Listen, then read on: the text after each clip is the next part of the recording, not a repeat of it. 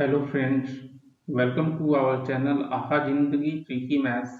इस लेक्चर में हम एरिया ऑफ ट्रायंगल के कुछ इंपॉर्टेंट कंसेप्ट डिस्कस करेंगे और कुछ फॉर्मूले भी देखेंगे। ठीक है, शॉर्टकट फॉर्मूले जिसे आप यूज करके इजीली प्रॉब्लम सॉल्व कर पाइए। ठीक है, तो आइए स्टार्ट करते हैं। देखिए, पहला इंपॉर्टेंट रिजल्ट होता है आपको sum of angles of a triangle is 180 degree. ठीक है, तो सपोज एक ट्रायंगल है आपके, तो उसकी सम ऑफ एंगल्स जो होंगे, ठीक है, ये सपोज आपका ट्रायंगल है और ये आपका एंगल ए हो गया। सपोज ये एंगल बी है और ये एंगल सी है। ठीक है, तो तीनों के सम मिलाकर जो है ए प्लस बी प्लस सी, ये हो जाएगा आपको 180 डिग्री। ठीक है, ये नेक्स्ट हम मूव करते हैं। The sum of any two sides of a triangle is greater than the third side। ठीक है, तो दो साइड के सम जो है हमेशा ग्रेटर देन थर्ड साइड होगा। क्योंकि देखिए क्या होता है, मान लीजिए आप एक ट्रायंगल फॉर्म करते हैं। ठीक है, तो थर्ड साइड आपको ये है। ठीक है, तो मिनिमम पॉसिबिलिटी क्या है आपकी, थर्ड साइड ये हो गया। ठीक है, तो देखिए जब ये साइड वन है और साइड टू है, साइड टू ये हो गया, तो वन प्लस टू हमेशा ग्रेटर देन थ्री होगा। अगर इक्वल टू भी रहेगा तो क्या हो जाएगा, one plus two equal to three अगर हम बोल देते हैं। ठीक है, one plus two equal to three होगा। तो पॉइंट ए जो है, A B C, point A आपका बी सी लाइन पर आ जाएगा। ठीक है, और उस केस में ट्रायंगल फॉर्म नहीं होगी। तो हमेशा दो साइड का सम जो है थर्ड साइड से ज्यादा होना चाहिए, तभी ट्रायंगल फॉर्म हो पाएगी। चलिए नेक्स्ट रिजल्ट देखते हैं, पाइथागोरस थ्योरम। ये आप लोगों ने सुना होगा। ठीक है, क्या होता है, एक राइट एंगल ट्रायंगल है सपोज। ठीक है, ये हमारा एक राइट एंगल ट्रायंगल है और इसमें ये हमारी 90 डिग्री है। ये 90 डिग्री हो गई। ए बी और सी, ये हमारा राइट एंगल ट्रायंगल हो गया पी सी। तो ए सी जो लॉन्गेस्ट साइड है और अपोजिट टू 90 डिग्री वाली वर्टेक्स, ठीक है, वर्टेक्स बी, इसे हम बोलते हैं हाइपोटेन्यूस।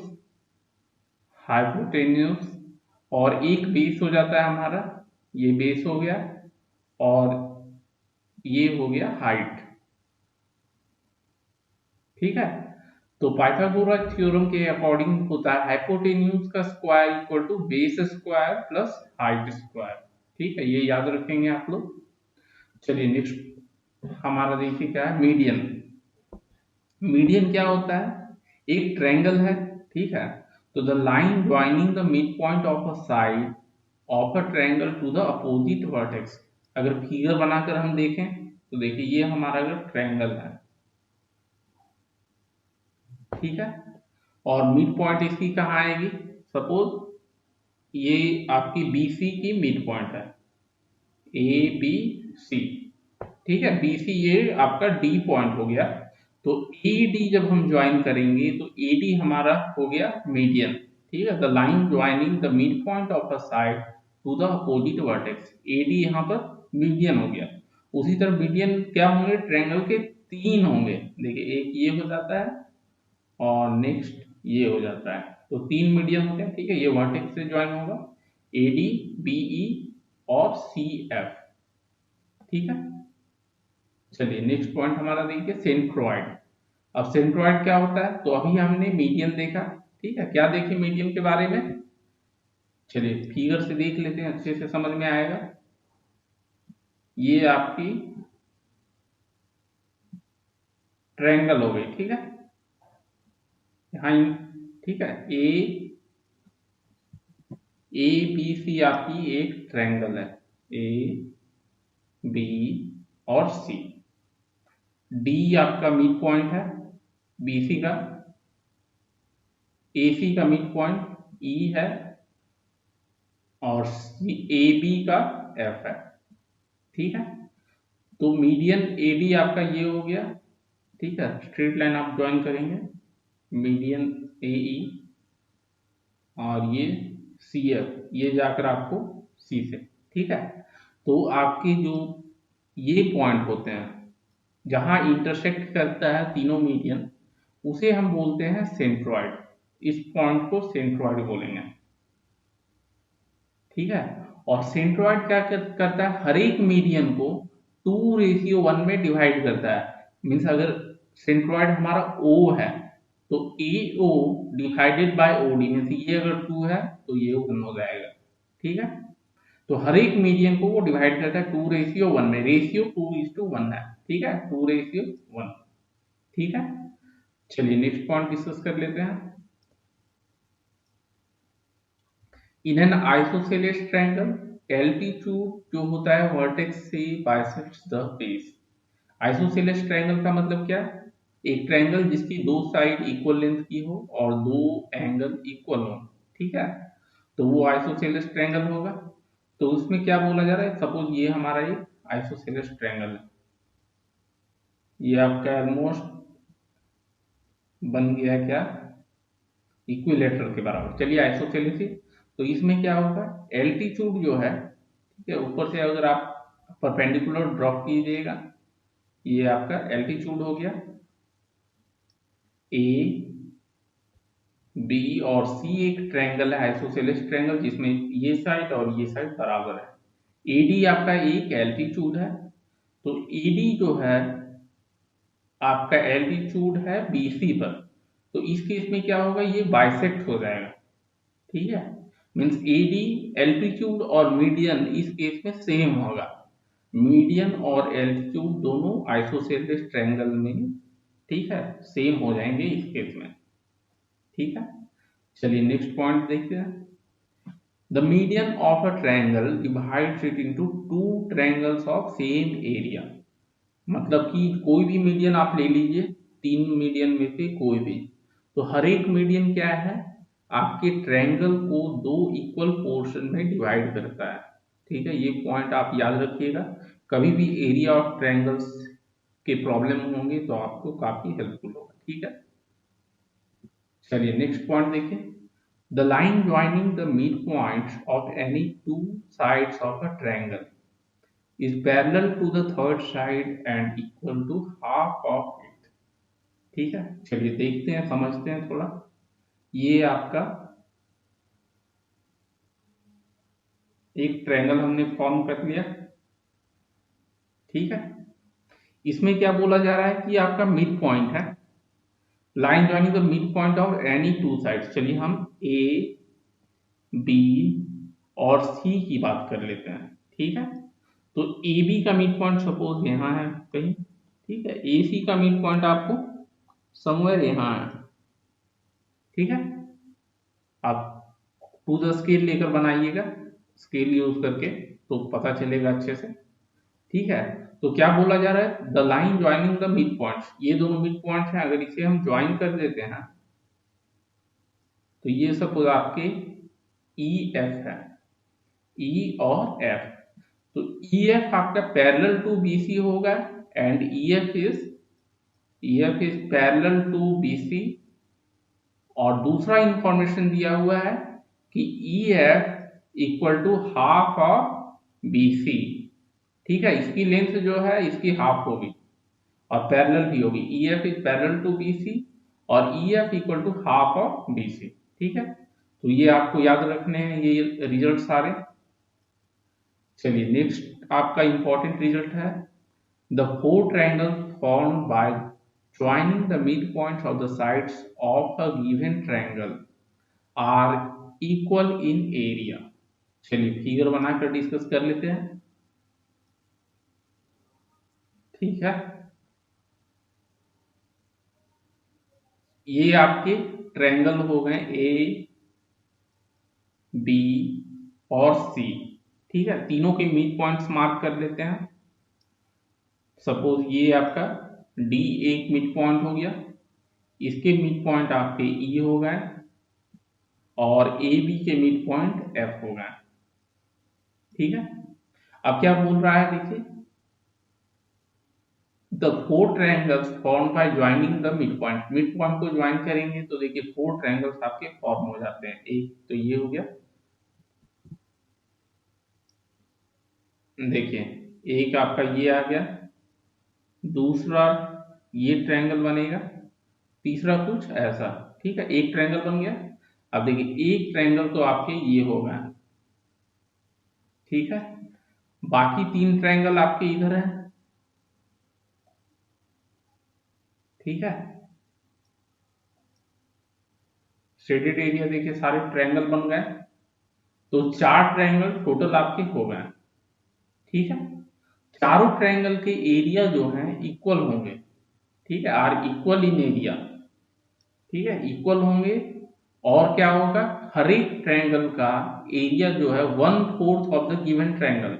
मीन्स सपोज आप एक सेक्टर ले लीजिए, सपोज डी ई एफ, तो ट्रायंगल डी ई एफ का area one fourth of triangle A B C. ठीक है, ये भी काफी इंपॉर्टेंट है आपके लिए, ये हमेशा याद रखिएगा। चलिए नेक्स्ट देखते हैं, 10th।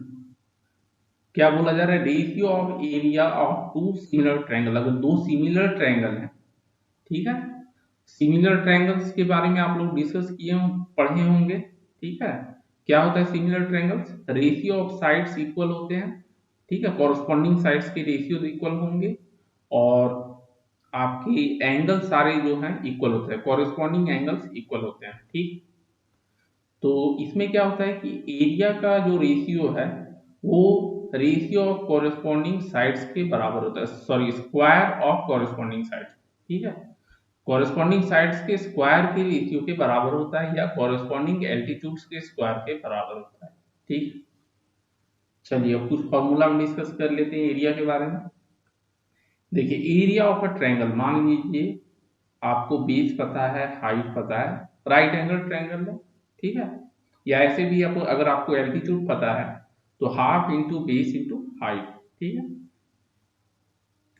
है, क्या होगा, देखिए मान लीजिए ये आपका ट्रायंगल है। ठीक है, A B C, A B C, और ये एल्टीट्यूड आपको पता है। ठीक है, ये डी, तो हाफ इंटू ये आपका हाइट हो गया, और ये बेस हो जाएगा, बी सी इज बेस, तो half into base into height. ठीक है, चलिए नेक्स्ट पॉइंट देखते हैं। ये फॉर्मूला देखिए, area of A triangle, S जो है यहाँ हमारा सेमी पेरीमीटर होता है। पेरीमीटर ऑफ अ ट्रायंगल क्या होता है, सम ऑफ साइड्स को पेरीमीटर बोलते हैं, और सेमी पेरीमीटर उसका हाफ होता है, मतलब कि आपका half of a plus b plus c. ठीक है, a plus b, a B c जो है साइड्स ऑफ ट्रायंगल है, उसके लेंथ है।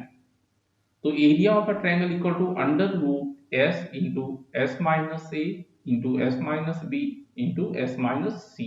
ये फॉर्मूला याद रखिएगा, जब आपको साइड्स के लेंथ पता है तो इजीली आप इस फॉर्मूला को यूज करके कैलकुलेट कर सकते हैं एरिया। इसे हम बोलते हैं हेरोन्स फॉर्मूला, हेरोन्स फॉर्मूला। ठीक है, चलिए नेक्स्ट देखते हैं point, area of an equilateral triangle. Equilateral means तीनों साइड्स इक्वल होते हैं, तो उस केस में √3/4 इंटू साइड्स का स्क्वायर। ठीक है, चलिए नेक्स्ट हमारा area of a triangle, half a b sine theta. A और बी क्या है, length of any two sides of the triangle है, और थीटा उन दोनों के बीच की एंगल है। चलिए ये देखते हैं कैसे आया ये फॉर्मूला। ठीक है, चलिए ये आपका एक ट्रायंगल हो गया, और ये सपोज थीटा है, और ये आपका एक ड्रॉ कर लिया हमने, ये ए लेंथ है, ए बी सी, और बी सी जो है हमारी बी है। ठीक है, अब देखिए हम जानते हैं ट्रायंगल का एरिया क्या होता है, half into base into height, और ये हमारा एच है, तो एरिया हमारा हो जाएगा half into base into height. अब देखिए ट्रिग्नोमेट्री आप पढ़े होंगे, अगर ये एंगल हमारा थीटा है, ठीक है। तो साइन थीटा क्या होता है, sine theta equal to perpendicular divided by hypotenuse, और परपेंडिकुलर इसमें हमारा h है डिवाइडेड बाय a, ठीक है। तो h को रिप्लेस कर देंगे, यहाँ पे h हमारा a साइन थीटा आ जाएगा, तो h को रिप्लेस कर देंगे a sine theta, half into b into a sine theta, ठीक है। तो इससे आपका half a b sine theta आ जाता है। चलिए नेक्स्ट पॉइंट देखते हैं, radius of incircle of an equilateral triangle of side a. तो इसका होता है radius of incircle equal to a by 2√3। अब इन सर्कल क्या होता है, देखिए एंगल के इंटरनल बाइसेक्टर्स जहां जिस पॉइंट पे आपको इंटरसेक्ट करते हैं वो इन सेंटर होता है, और इन सर्कल जो होता है आपका हर एक साइड्स को टच करता है आपका, ठीक है, तीनों साइड्स जो होते हैं उसे टच करता है, तो उसके रेडियस को हम रेडियस ऑफ इन सर्कल बोलेंगे। तो अगर साइड आपका इक्विलेटरल ट्रायंगल है, साइड ए है, तो आपका रेडियस हो जाएगा a बाय ट्वाइस ऑफ √3, ठीक है। नेक्स्ट हमारा radius of circle of an equilateral triangle, side a है, और सर्कल क्या होता है, देखिए perpendicular bisectors of all sides जहां इंटरसेक्ट करते हैं, मींस ट्रायंगल के परपेंडिकुलर बाइसेक्टर्स जिस पॉइंट पे इंटरसेक्ट करते हैं उस पॉइंट को सर्कम सेंटर बोलते हैं, और सर्कम सर्कल जो है सभी वर्टिसेस जो होते हैं ट्रायंगल के उससे पास करता है, और सेंटर हमारा सर्कम सेंटर होगा, ठीक है। तो उसके रेडियस को रेडियस ऑफ सर्कम सर्कल बोलेंगे, ठीक है। चलिए नेक्स्ट पॉइंट, और इसकी फॉर्मूला क्या हो जाएगी a by √3, radius of incircle of a triangle. तो अगर मान लीजिए कोई ट्रायंगल है उसकी एरिया है डेल्टा, एरिया आपको पता है सेमी पेरीमीटर s है, ठीक है।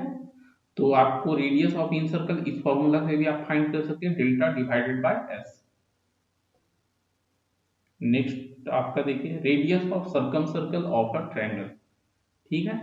अगर एरिया पता है तो प्रोडक्ट ऑफ साइड्स के लेंथ पता होनी चाहिए, डिवाइडेड बाय 4 इंटू डेल्टा, ठीक है।